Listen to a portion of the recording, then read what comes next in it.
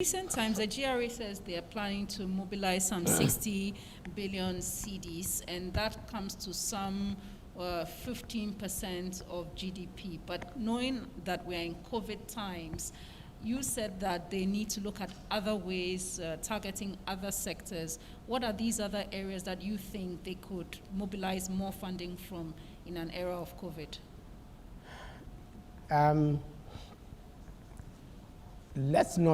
Let's put this in context. You know, the world is recovering from COVID.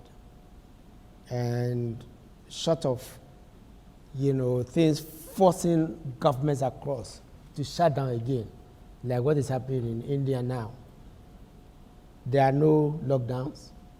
The airports are open, cargo is moving, passengers are moving. It requires some care.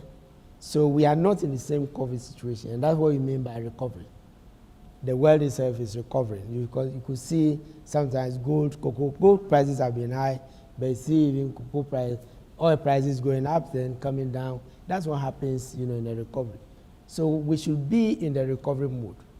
And I was talking about we as citizens, who have to pay our taxes. If COVID makes it very difficult for you, the Commissioner General has the facility to, instead of paying now, he can give you 3 months to pay. It's in the interest of the government to spread the payment, than to confiscate your property, what's it going to do with it, right? So those are powers which the commissioner, not even the minister, the Commissioner General, has to make, things easy.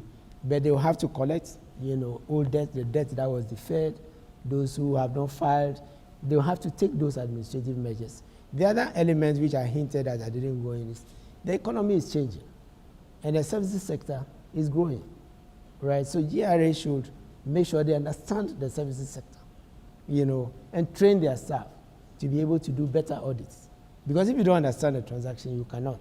They've been doing this because, of course, they've lived with the services sector for a very long time. But you have oil services, and it's not just the explicit one like financial services and the rest. You have the oil services coming up, greatly involving. Sometimes when it involves foreigners, it's very difficult because of what you call transfer pricing and all those things. Transfer pricing means that, the cost that, they incur outside, because they are a global company, they come and load it to your domestic cost, and then they pay less profit, right? And then they go and pay the right amount in their countries, which sometimes can give them a credit for bringing the money from outside, right? So they make more money outside. So we need training in audits, and the rest, right? The training may be in mining and the rest, that's old economy, right? We must begin to train in the new economy. Oil, it's not just services, but oil services. And, recently there was news about massive evasion by oil companies and the rest. And it's not just the foreigners, even domestic, those who are importing and exporting. What exchange rate are they using, right? Because a 0 something% change in exchange rate, if I'm supposed to use 5, let me be realistic, 5.5, and I use 5.7, immediately it increases my cost of importation by 0.2%.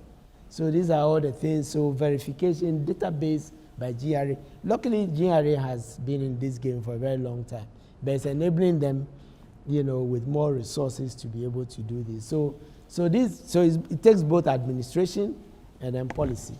And on the policy front, I think, as I said it already, look, there's a global standard. We have a good tax structure, corporate income tax, VAT, VAT. VAT is based on a credit.